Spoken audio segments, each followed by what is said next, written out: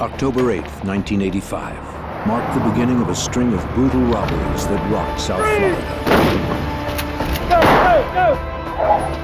Two masked men used military weapons in a violent spree that threatened innocents.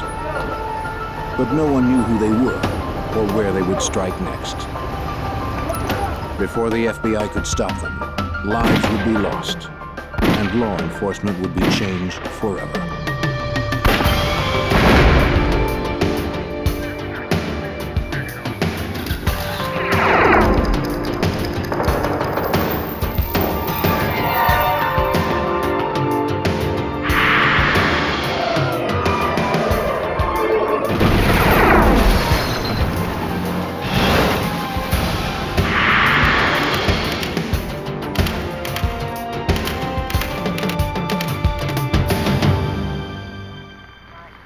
In Miami, a gang of robbers targeted banks and armored cars. They carried assault weapons and weren't afraid to use them. They struck during the day and sometimes twice a day. For a while, they seemed unstoppable. I'm Jim Kallstrom, former head of the FBI's New York office. We knew that to stop these criminals would require stealth, ingenuity, and perhaps a little luck. No one expected to become one of the bloodiest chapters in FBI history. Miami, Florida, 1985. To FBI agents, it seemed a city under siege. Each week, there were 3 to 5 bank robberies. Kidnappings, major drug deals, and shootings were everyday occurrences. But just when it seemed things couldn't get any worse, a new breed of outlaws hit the streets and turned the Miami crime wave into a war.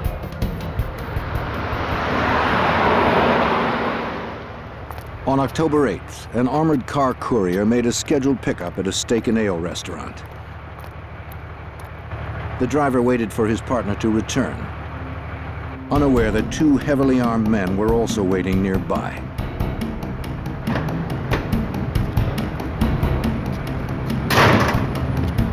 As the guard approached the rear of the truck, the gunman advanced with military-style precision.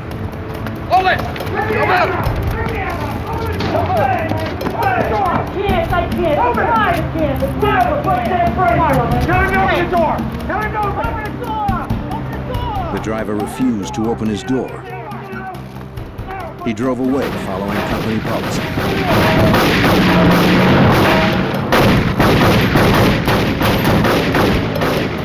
The subjects retreated to a getaway car and attempted to camouflage their escape with a military-issue smoke grenade.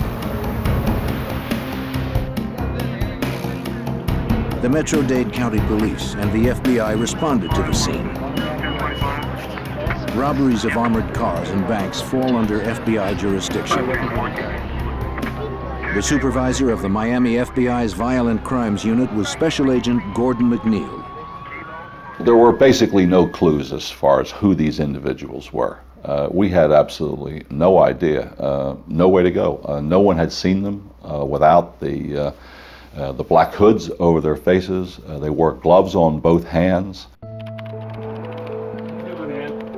One piece of information witnesses did provide was the license number of the getaway car. Agents tracked the number and learned the car had been stolen a month before. But the lead was a dead end. The robbers had escaped with only $2,800. But their use of military weapons and commando tactics convinced Agent McNeill they would probably strike somewhere in Miami again. But where and when? The answer came just 8 days later. At a busy supermarket on South Dixie Highway, another armored car arrived to make a scheduled pickup. A courier returned to the truck with several money bags filled with cash and receipts.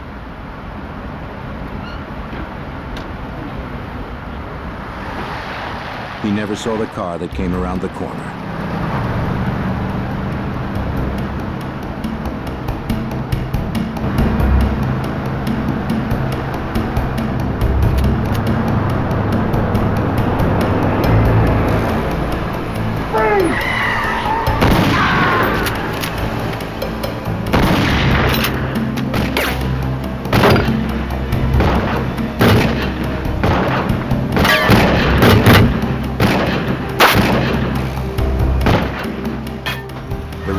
escaped empty-handed.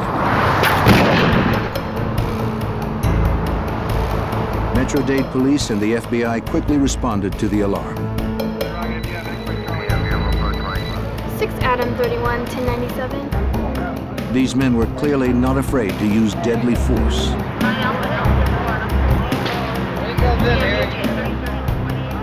The courier would later die from his injury. While he was taken to the hospital, agents interviewed his partner. As he described the gunmen, it quickly became obvious they were probably the same men responsible for the previous robbery at the Steak and Ale restaurant. There was no money taken in that particular robbery, but there were a number of shots fired. So the ante was still going up here as far as I was concerned because of the continued use of violence by these two individuals. Ballistics evidence would further confirm the connection between the two robberies. Investigators found double-aught buckshot from a 12-gauge shotgun, 45 caliber bullet casings, and 223 shell casings. The 223s seemed most significant.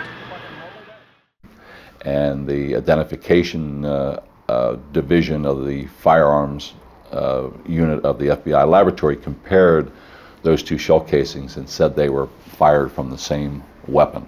So we definitely had a link now between the Winn-Dixie attempt and the Steak and Ale robbery. Two violent robberies were linked to the same masked gunman, but there were no leads to their identities. Because they had not scored any cash at the Winn-Dixie robbery and so little at the Steak and Ale, investigators were certain they would soon strike again. 2 weeks later, on Friday, November 8th, a third robbery occurred. This time a bank job at the Florida National Bank. As a teller and a guard walked from the main building to the drive-thru, two masked gunmen emerged from a car.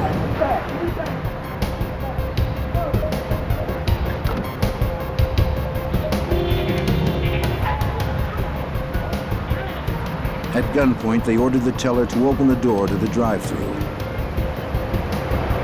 Get it open now! She tried to comply, but there was a problem with the key. Hurry up! Stalled in broad daylight at a busy intersection, the gunman aborted the robbery and fled with only the $10,000 the guard had been carrying.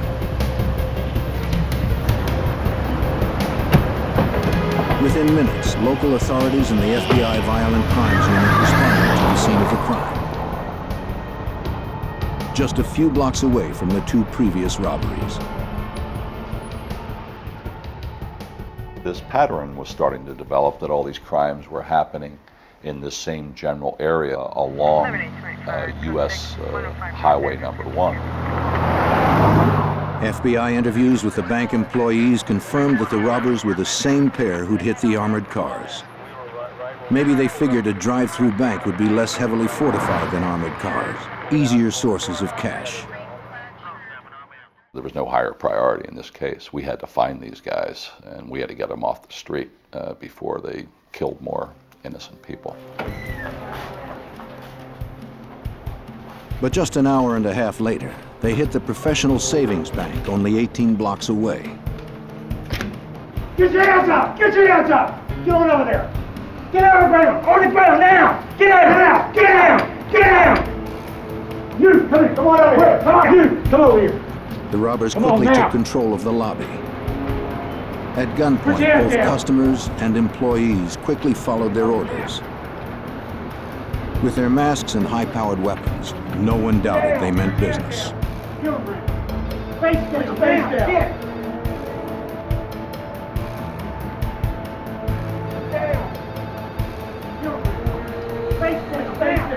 This time, they scored big. Stand! They raced off with over $41,000, delivered earlier that day by Wells Fargo. They escaped in yet another getaway car, a Chevy Monte Carlo.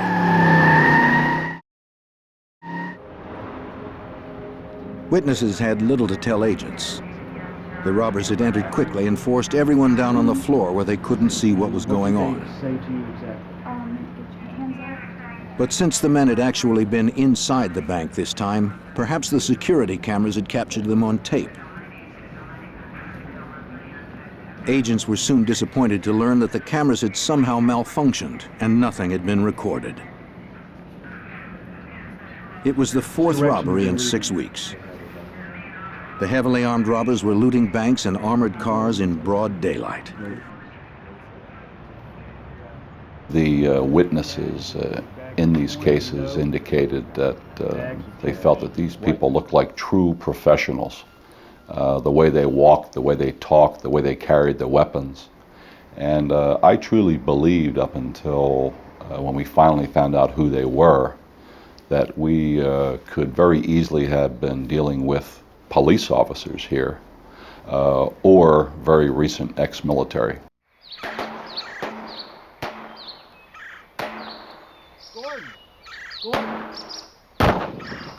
With such violent criminals on the loose, agents honed their own skills on the firing range.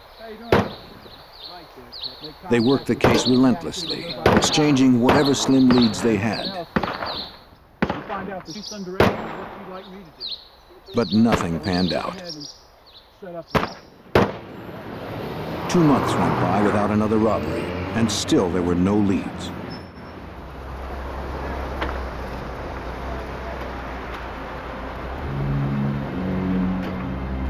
On Friday, January 10th, 1986, William Roberts prepared to make a transaction at the Barnett Bank, just as an armored truck was unloading outside. He looked up from his checkbook and watched as 2 masked robbers shot the guard in the back. As the guard lay on the ground, one of the gunmen shot him twice more.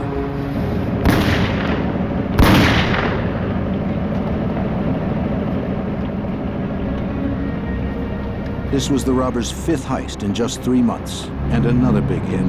They fled with $54,000.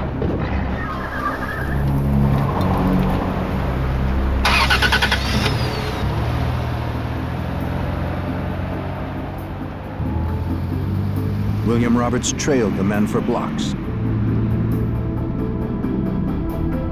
Though he maintained a safe distance, Roberts worried the thieves knew he was following them.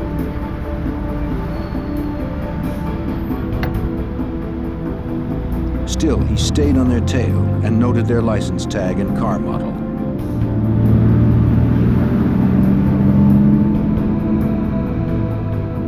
He tracked them to a parking lot where they pulled in next to a white pickup truck.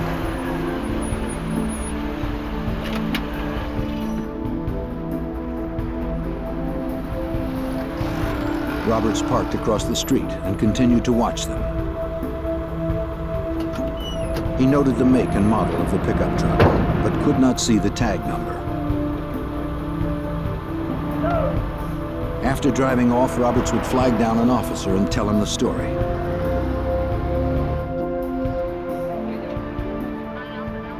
The FBI responded to the scene and interviewed bank employees. They found several .223 rounds, later determined to be fired from the same weapon used in the first 2 robberies. Nearby FBI agents examined the getaway car the robbers had left behind. But William Roberts was the star witness. Thanks to Roberts, the FBI had the first big break in a 3-month string of violent robberies. A check on the license tag of the getaway car revealed the car was registered to a man named Aureliano Brielle. Agents prepared to pay him a visit. Since the car had never been reported stolen, they suspected Brielle was involved in the crimes. They dressed for safety.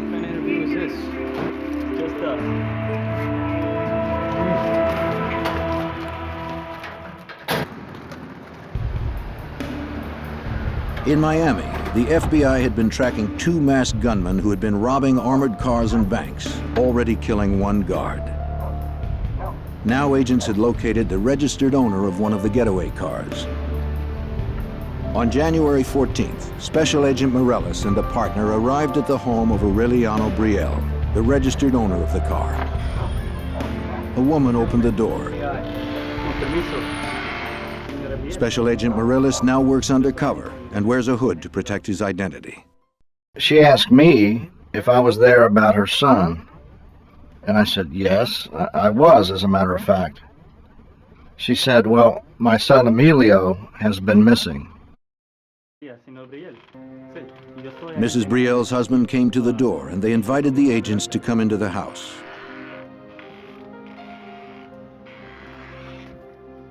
Mr. Brielle explained that his son Emilio had disappeared 3 months ago with the family car, which he borrowed to go target shooting in the Everglades. The Brielles had filed a missing persons report, but heard nothing. They had hoped the agents brought news of their son. But both the Brielles and the agents would be disappointed. The FBI knew nothing of the young man's whereabouts. And as the interview progressed, Agent Morellis grew certain the Brielles knew nothing of the robberies. The conclusion at the end of the day was that the Brielle family was not involved. They were victims. Their car had been stolen and their son was missing.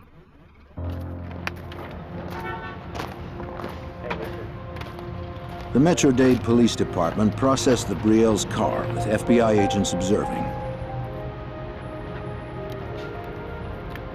But evidence technicians found no fingerprints or anything else to advance the case. The next 2 months were quiet again, though the robbers remained on the loose.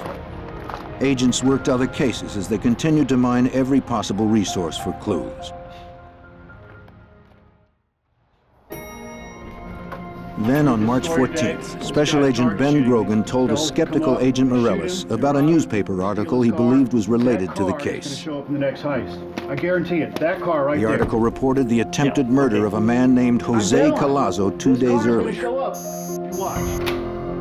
Two men had shot Collazo multiple times. Then they had stolen his gun and his car, a black 1982 Chevy Monte Carlo. Guarantee you I'm right. Grogan swore that the vehicle would be the bank robber's next getaway car.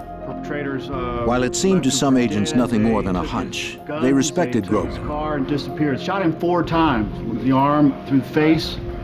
At 53, he was a career agent with 25 years on the job, including time as a SWAT team leader. Is he still alive? Yeah, he got up, walked 1.5 miles to a convenience store, made a phone His colleagues called him the doctor because he could do jobs no one else could do. What do you think? Check on these plates. So they took a chance on his hunch. Get on it. Good job. Mr. Collazo, tell me what happened. These 2 guys. Grogan and another agent visited Collazo in the hospital. They were 2 white males. 2 white males. Collazo was in rough shape, with wounds to the side of his head, his arm, and his back.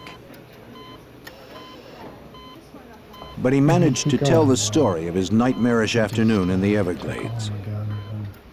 A car and... Collazo had gone to a recreational trail near a lake, where gun owners often practice target shooting. He was firing his .22 when 2 men drove up beside him. How you doing?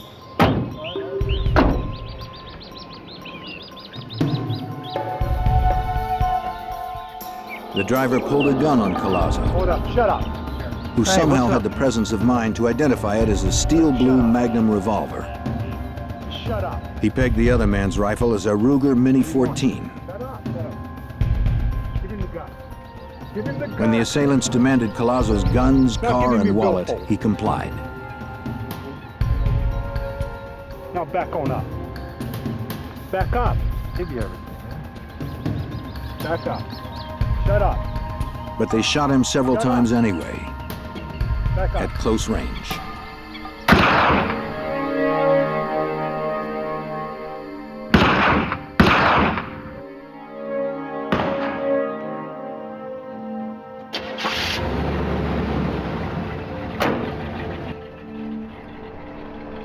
Then they left, taking Collazo's Monte Carlo and their own F-150 pickup truck.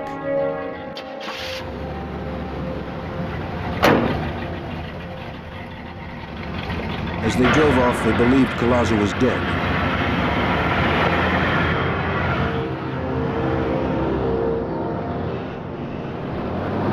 He was just waiting until the shooters were gone. Then he would rally what little strength he had to survive.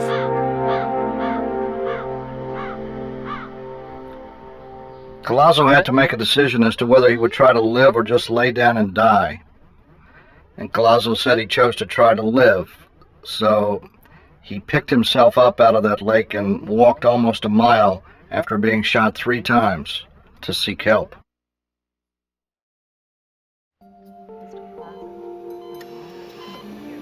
Finding Collazo was the best break in the case so far.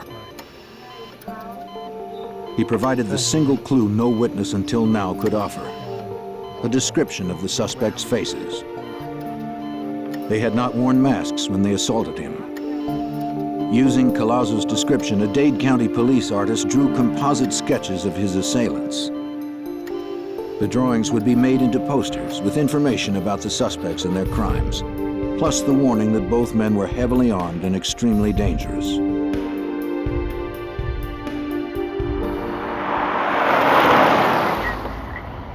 Retired Special Agent John Hanlon, a 22-year FBI veteran then assigned to the Violent Crimes Unit, remembers what Collazo said. Collazo was able to give a description of the guys. He told us about the white pickup truck. He was shot in the same general area as we thought Emilio Brielle had disappeared. In the coming days, agents stepped up their efforts. They conducted a grid search of the streets crossing South Dixie Highway in the vicinity of the bank robberies. I got the agents together. After I told them what I had on my mind, they looked at me like I was crazy. But I said, I want you to go down between 88th Street on South Dixie Highway and 185th Street and come up with any license numbers on white Ford F-150 pickup trucks. Something just told me in my gut that perhaps, who knows, we're trying to make our own luck. What is it, $1 million to 1, 10 million to 1? I don't know. But they came back with the license numbers of 10 white Ford F-150 pickup trucks. Computerized checks of the license numbers would reveal the owners' names. Agents would then request driver's license photos from the Department of Motor Vehicles. Perhaps if Collazo saw the photos, he could identify the truck's owner. But in 1986, technology was slow, and before the photos came back from the DMV, the robbers struck again. On Wednesday, March 19th, just 1 week after Collazo's assault. Get your hands up! Get your hands up! Turn around! Get out! Get out! Get down! On the floor! Both of them! Come on out! Get out! The thieves hit another bank on South Dixie Highway. Back up! Get out! Come on! Get out! Give me the bag! Give me the bag! It was their 6th hit in 5 months. Give me the money! Get out! Put your face down! Be quiet! One kept the terrified customers at bay. The other looted money from a teller. Stand, everybody! Go, move! Don't look up! The men escaped with over $8,000 in cash.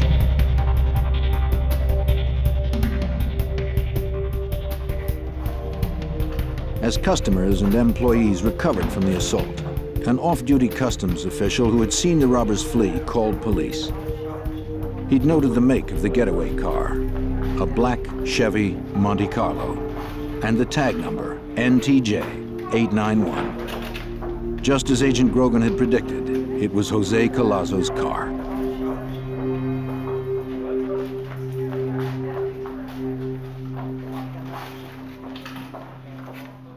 They didn't even change the tag.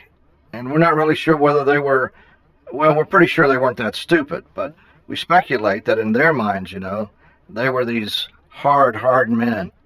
And we think that they were probably just saying, hey, in your face, police, you know, come and get us if you can. Investigators learned little of value from witnesses. At this bank, the security cameras had filmed the entire robbery. But the videotape was of little use.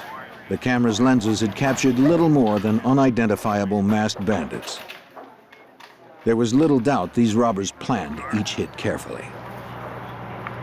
It appeared to me that they were doing surveillance of the banks prior to some of the robberies, because on most occasions they robbed the bank within 10 minutes of delivery of a cash shipment by an armored car company. So they were waiting until the cash was inside from the armored car company and then hit the bank. On April 10th, Gordon McNeill and Ben Grogan discussed the case at firearms practice, sifting for any clues they may have overlooked. It had been about 3 weeks since the last robbery. There were no clues to the thieves' identities, but McNeill detected a pattern. You're always looking in law enforcement for patterns of crime, things that seem to happen on a consistent basis.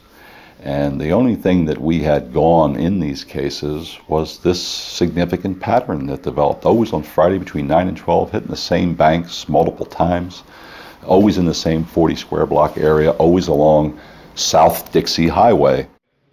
Agents planned a surveillance for the next day. They would fan out to patrol the area where the robbers had struck so often. Hey guys, you got a minute? Yeah. Unit Supervisor Gordon McNeill personally led the operation. Everybody will leave from that location. We just couldn't wait for them to rob another bank. We had to get out there and we had to make our own luck, and maybe we could find them. Start watching for the vehicle. If you come across Agent Hanlon remembers what happened next. put it into play, hopefully it'll work out. Eddie Morales walked over and said, "Hey, let's go down there." And I thought, well, what the heck, you know? So as a whim, I mean, there was no pressure to go or anything of that kind. I mean, I certainly had enough to do, and I liked Eddie, and I figured, well, we'll go on down there, we'll ride down, and rather cavalierly, and spend some good times with Ed, and we'll take it from there. Many believed it was a long shot, but 14 Miami FBI agents met in a parking lot at 8:45 a.m. on Friday, April 11th, 1986.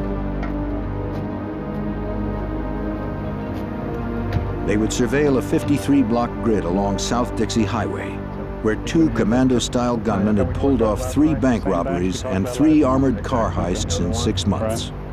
The suspects were described as white men, of medium build, one with a handlebar mustache, both about 30 years old. They were heavily armed and extremely dangerous. They might be driving a black Monte Carlo, license number NTJ 891. After a robbery spree that had lasted 6 months, Miami FBI agents went on the offensive in search of 2 killers, possibly driving a black Monte Carlo. They met to patrol an area where the 2 armed robbers had used military tactics to hit armored cars and banks.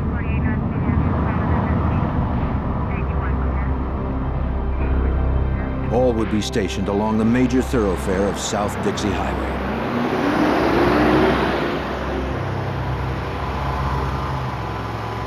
Agents Ben Grogan and Jerry Dove were on their way to stake out the Barnett Bank when the impossible happened.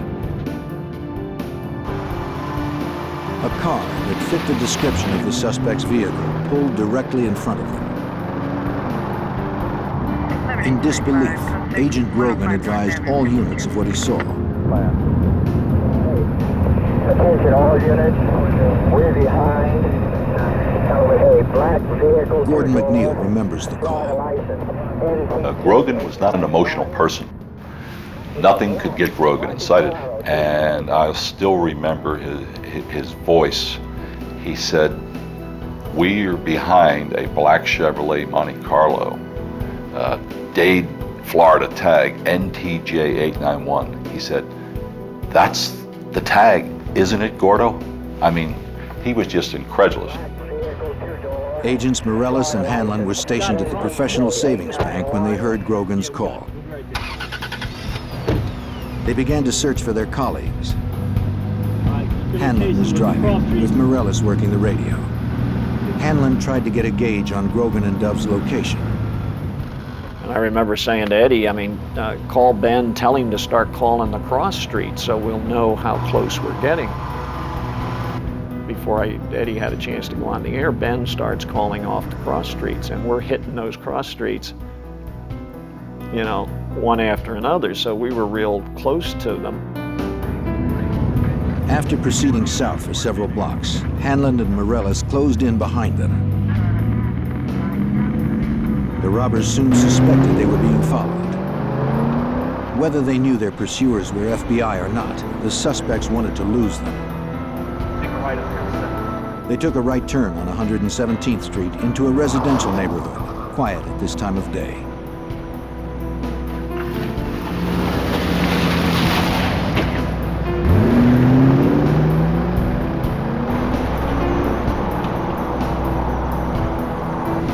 Still following? Still behind us. They're coming.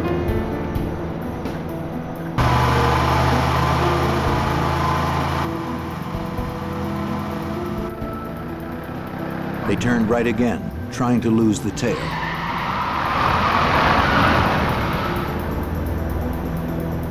But the agents hung on, playing for time, as Agent Morellis recalls.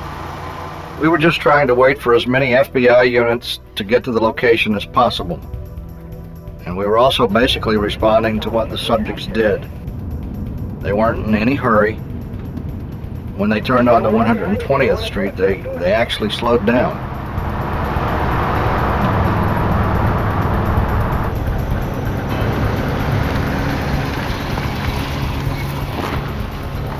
The caravan continued on, with the agents always concerned about endangering innocent bystanders.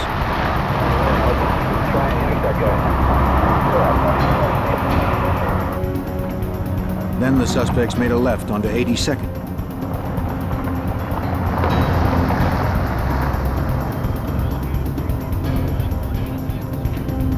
It appeared they were heading back to the busy highway, where civilians would be at risk should a confrontation turn violent.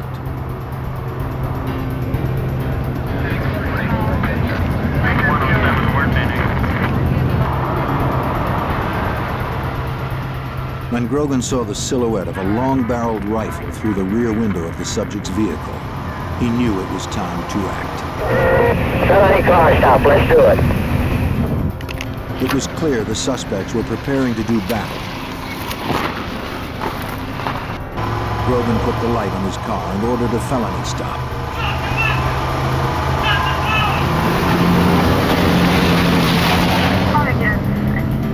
Grogan pulled alongside the suspect's car and ordered them to stop. The suspects ignored the order, and Grogan pulled ahead of them, blocking their escape.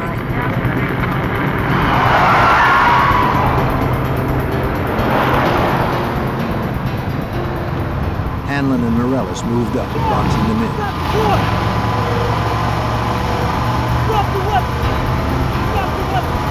The sight made an indelible impression on veteran agent John Hanlon. And I'll never forget the man's face. I mean, I could pick him out today. I mean, he looked like your basic Western bad man. He looked very, very determined. It seemed the suspects were as desperate to prevail as the agents who pursued them.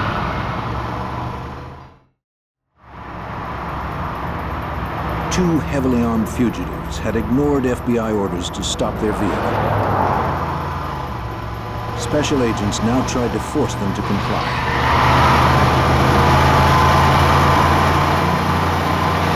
The last to catch up to the group was Agent Richard Manauzi.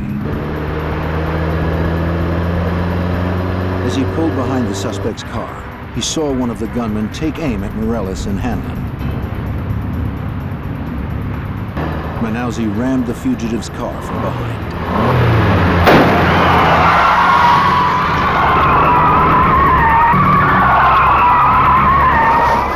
They swung into a U-turn, and then Manauzi was able to hit him again and knocked him over into this parking area up against some cars over there.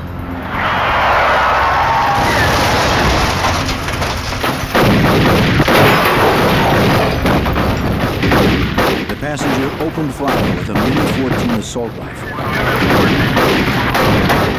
Outgunned, Agent Manalzi crawled to cover.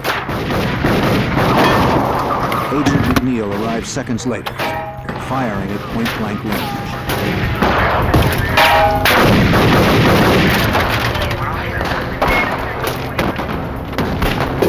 They were surrounded by FBI. Their vehicle could not move, but they had superior firepower.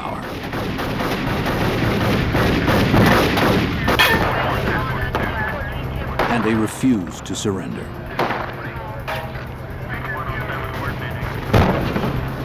The driver fired a shotgun blast at Grogan.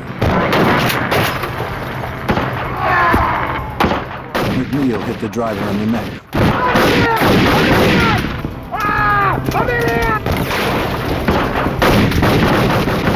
But the semi-automatic kept pumping out the rounds until one finally caught McNeill in the hand.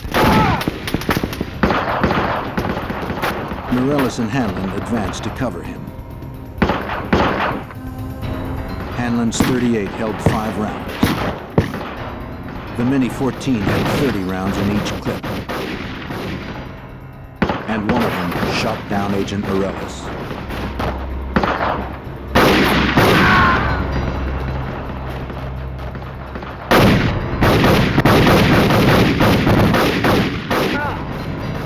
It was all one continuous recollection.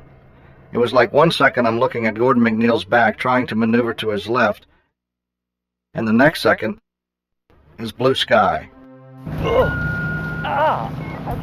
And I looked at my left arm, and my left arm was completely shattered. It was like roadkill.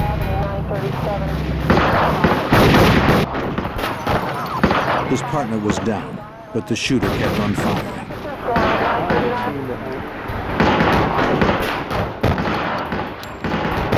But when he tried to escape out the window, Jerry Dove hit him in the chest with his 9mm.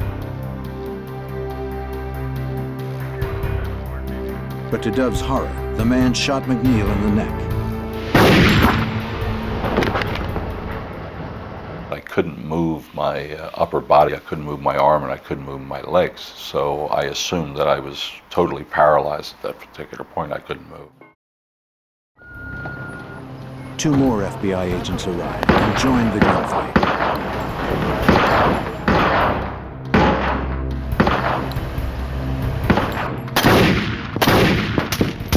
By now, the shooter had been hit 4 times, but he continued to advance and fire.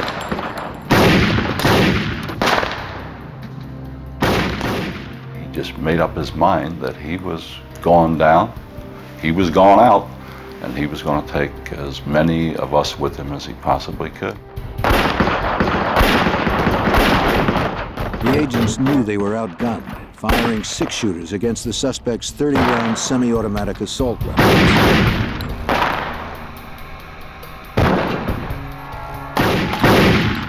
Dove and Grogan were forced to retreat behind their car to reload. Hanlon, too, reloaded. But the shooter kept on coming.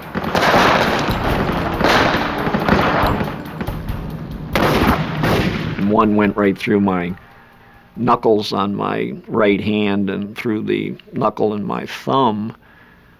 A bunch of lead and whatever went into the back of my arm, and I remember my gun flying. I said, "Ben, I've been hit." As Hanlon tried to retreat under the bumper, the gunman shot him in the groin.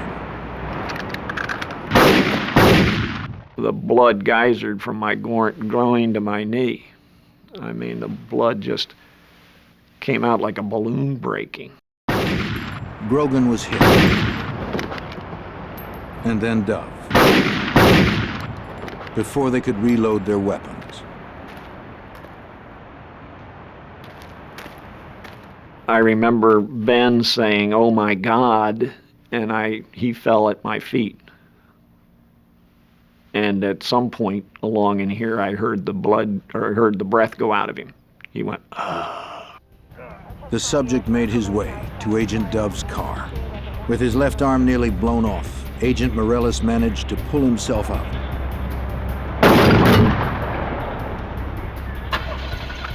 The shooter was trying to flee, and Morellis had to stop him.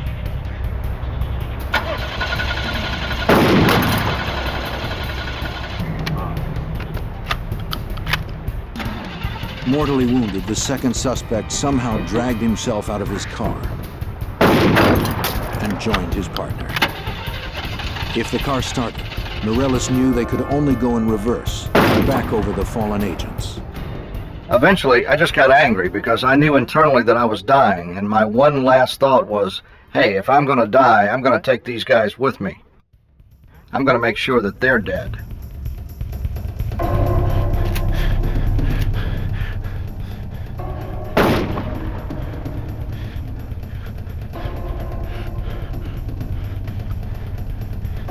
With his shotgun empty, Morellis changed to his revolver and staggered forward, firing at the subjects.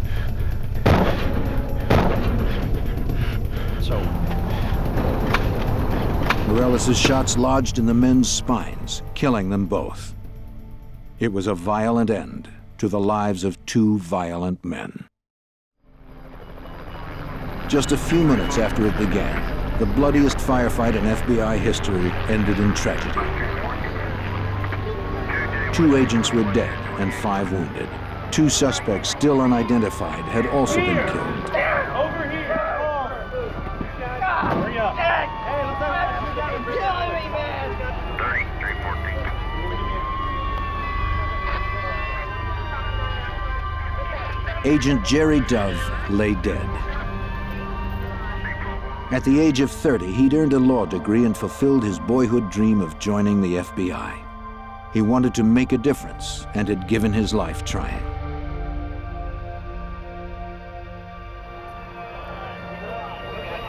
His partner, Ben Grogan, had also perished in the firefight. He had been just 1 year away from retirement when his wife could finally have stopped worrying about her husband's dangerous career.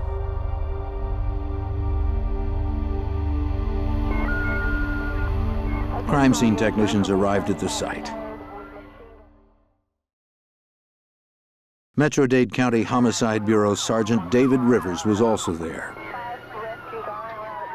Rivers had the Herculean task of reconstructing 5 minutes of living terror. That would take weeks. Well, we have to find out what happened. And you do that in various ways. You obviously speak to the agents that were involved, and they can tell you what each one of them did individually. And then part of that is to take those different statements as to what they did individually and match it up with the physical evidence.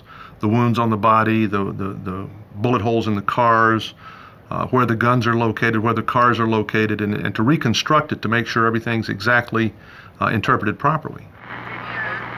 Technicians recovered 143 bullets fired from the fugitives' weapons. Questions that had plagued agents for so long were finally being answered. The Ruger Mini 14 rifle used to kill agents Grogan and Dove would match the .223 bullets found at some of the armored car and bank robbery scenes. In fact, the FBI crime lab could now forensically link the killers with several of the earlier heists. And from fingerprints, the agents soon identified the subjects as 32-year-old Michael Lee Platt and 34-year-old William Russell Maddox. But one question remained. What kind of men had wreaked this destruction, and why? Agents could not have been more surprised by what they learned from the killer's friends and neighbors. Instead of outlaws living on the edge, prepared for the ultimate confrontation, Platt and Maddox were known as quiet, family men. Photos showed their families relaxing together. Platt had a wife and 3 children. Maddox was a single dad. They were partners in a landscaping business. But further investigation gave up the lie of their double life. Inside a shed, agents found guns and ammunition, including the .22 Maddox and Platt had stolen from Jose Collazo when they tried to kill him in the Everglades. Agents would also uncover evidence of a bizarre murder pact in which the men may have killed each other's previous wives. No one had been charged in the two cases, but now they would be reopened. Within days, agents would confirm that Maddox and Platt had killed 25-year-old Emilio Brielle in the Everglades. A hiker found Brielle's skeletal remains in the Everglades, not far from where Collazo had been assaulted. Then another tragic footnote surfaced. Thanks a lot. Hey, how did that interview go for you earlier today? Special Agent Steve Warner received a package from the Florida Department of Motor Vehicles. In it was a copy of William Russell Maddox's driver's license.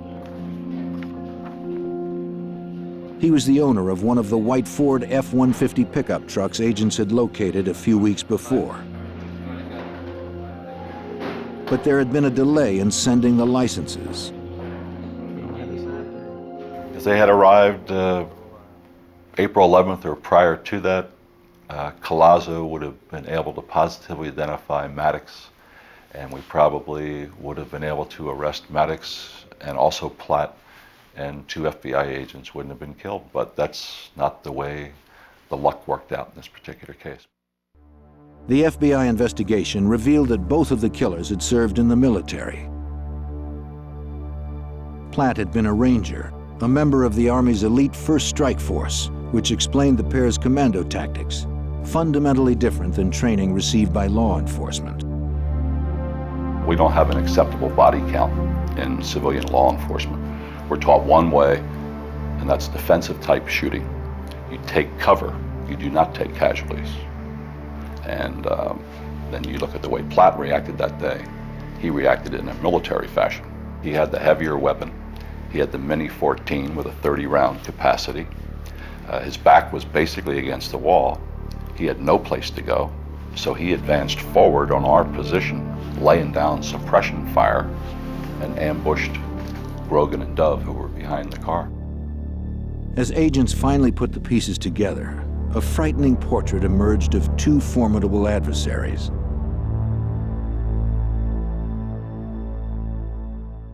At the end of the shooting, Platt had 11 hits, Maddox had 6 hits. Platt was literally shot to pieces, and he kept fighting and fighting and fighting and fighting until he ran out of breath. He fought to the last. They were going to die, it's just they weren't dying fast enough. And they weren't prepared to lay down and die. Yeah. They weren't about to give up.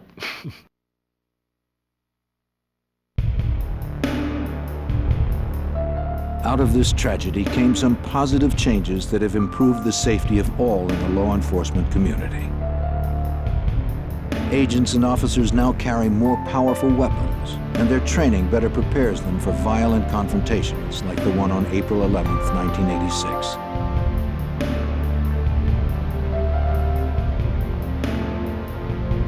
As hundreds mourn the deaths of 2 dedicated and selfless FBI agents, those in law enforcement have looked for meaning in the tragic events of that April morning.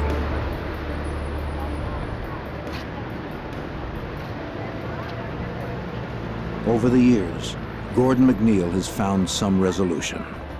The story's not Platt and Maddox. It's not important who they were.